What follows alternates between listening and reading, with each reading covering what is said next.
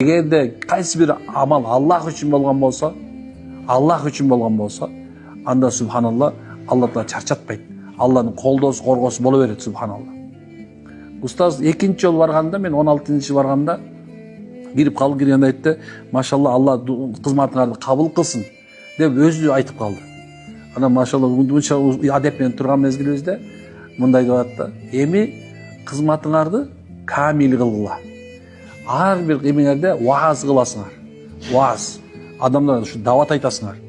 Дават айтасыңар, бул силерге да экинчи кызмат деди. Силерге ижаза. Ушул вааз кыласыңар, дават кыласыңар, дава кыласыңар, элдерди чакырасыңар.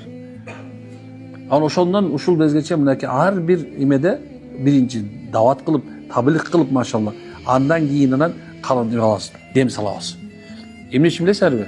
Анткени себеп кайсы жерде улуулук айтылса, кайсы жерде Алланын улуулугу айтылса, пайгамбар сүннөт айтылса, кайсы нерсе субханалла акыйкатка чакырылса, ошол жерде Аллах Тааланын күчү бар. Алла Таала күч бе кубат берет, машалла.